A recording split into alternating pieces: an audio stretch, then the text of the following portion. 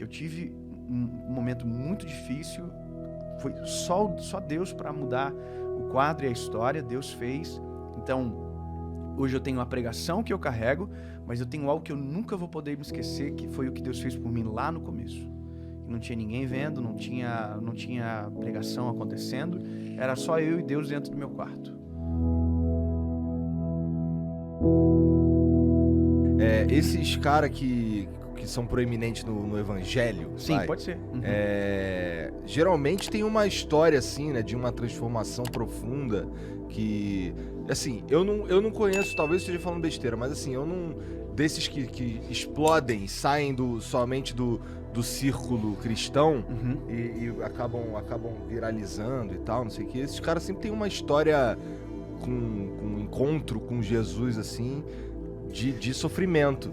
Então, cara, assim, eu penso o seguinte, todo mundo, a gente nasceu, basicamente, nós somos apontados para uma divindade. Nós somos apontados para crer em alguma coisa sobrenatural, a mais do que isso aqui, né? Então, de uma certa forma, você aceita Jesus de 3 formas, né? Uma, obrigado, como vocês fizeram, cara.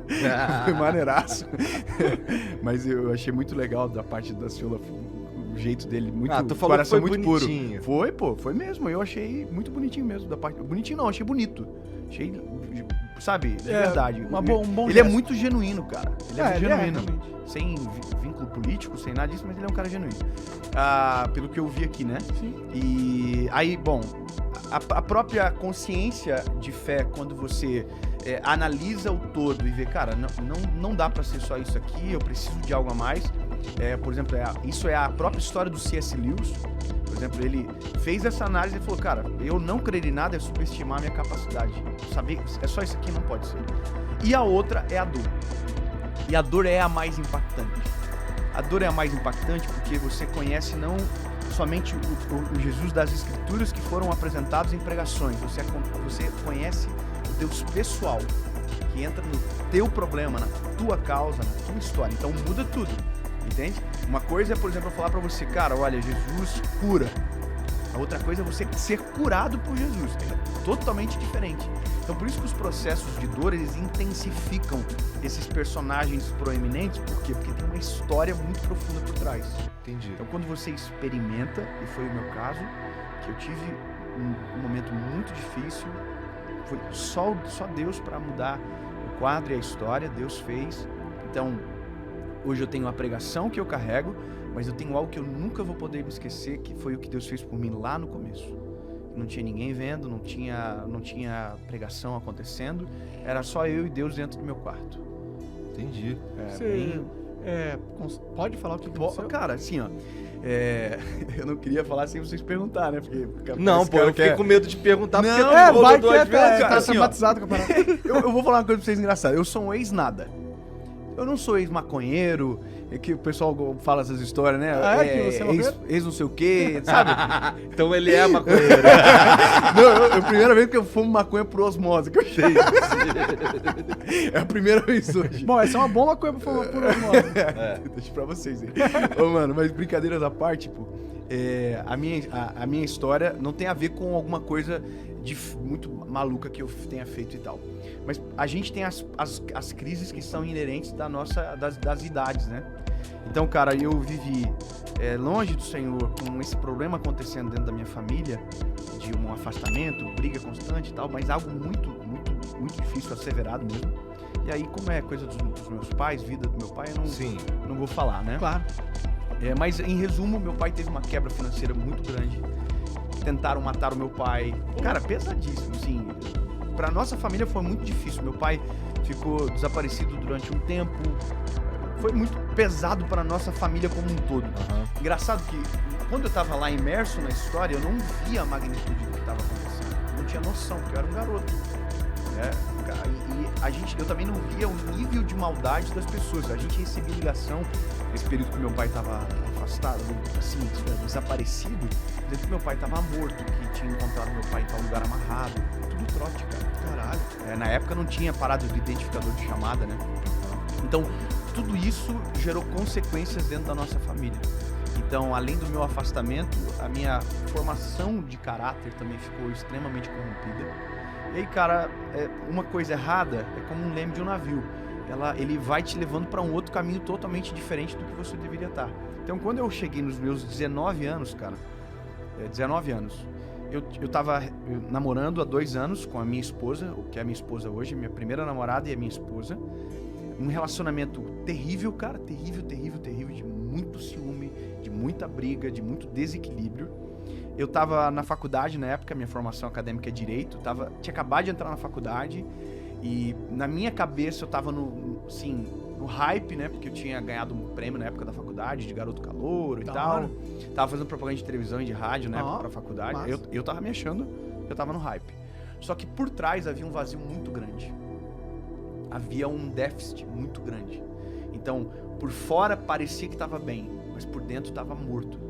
E eu tive essa sensação, essa percepção de realidade, cara, no dia 23 de abril de 2009. Foi uma quinta-feira. Eu me lembro que eu acordei pela manhã, cara, e naquele dia tudo que poderia acontecer de consequências somadas de uma vez só aconteceu comigo naquele dia.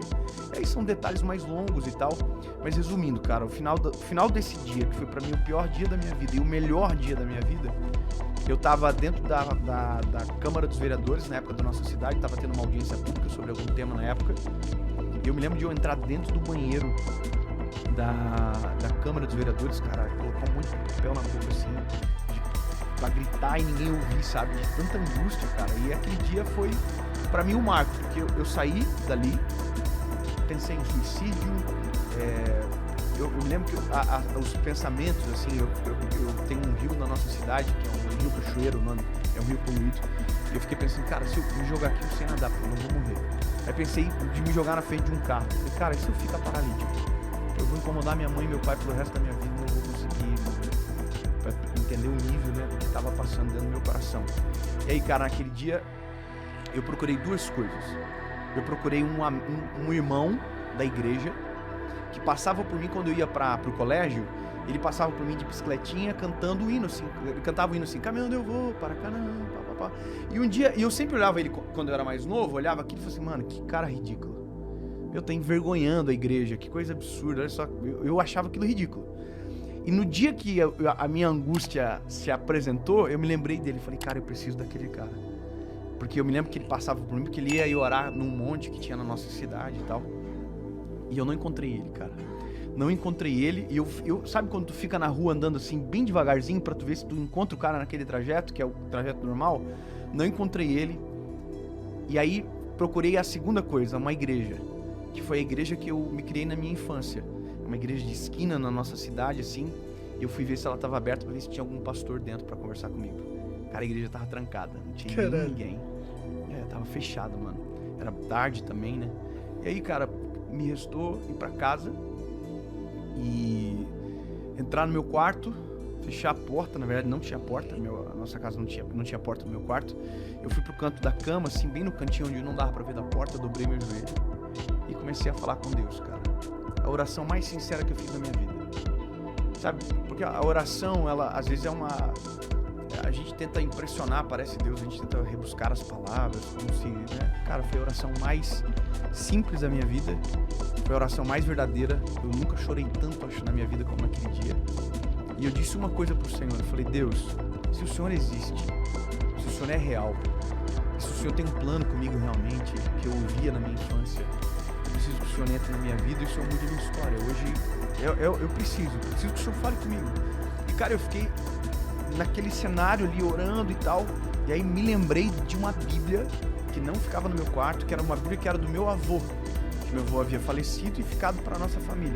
Eu peguei, fui lá no quarto da minha mãe, busquei a Bíblia, voltei pro meu quarto, e aí, cara, dobrei o joelho de novo, falei, Jesus, eu já ouvi pessoas dizendo que isso pode acontecer, então eu quero que o Senhor faça comigo, se o Senhor fale comigo. Aí eu peguei a Bíblia e abri em Salmo 116. Nunca tinha lido, nunca tinha aberto aquele texto, estava assim: ama o Senhor, porque Ele ouviu a minha voz e a minha súplica, porque inclinou para mim os seus ouvidos, porquanto invocá-lo enquanto viver. Cordéis da morte me cercaram, angústias do inferno se apoderaram de mim, encontrei angústia e tristeza e disse, ó Senhor, livra minha alma. Bom é o Senhor, justo Ele é, e Ele salva. Cara, era a minha história. Eu clamei ao Senhor, os cordéis da morte me cercaram, eu tive muita angústia. E aí eu comecei a chorar e falar, Jesus, o Senhor é real e tal, mas eu preciso que o Senhor fale comigo de novo. Tipo, eu preciso, Senhor, eu tô desesperado, fala comigo. Abri. Isaías 60, levanta-te e resplandece, porque já vem a tua luz e a glória do Senhor vai nascer sobre ti. Aquele dia mudou minha vida para sempre, cara. Mudou o relacionamento com a minha esposa, na época era minha namorada, mudou a minha forma de tratar os meus pais. Foi a mudança mais radical que eu experimentei na minha vida, cara. Diferentemente da religião que transforma o homem de fora para dentro, com paradigmas e com a própria história, Cristo ele transforma o homem de dentro para fora. Então é aquilo que a gente chama de metanoia, sabe? Quando muda de uma maneira tão radical que você não consegue explicar. Então foi isso que eu vivi. Eu desesperei, busquei socorro, encontrei o socorro. E a partir daquele dia, cara, eu fiquei tão incendiado por isso, e por isso que eu me tornei talvez um pregador do Evangelho, porque a minha vontade era que todo mundo conhecesse aquilo.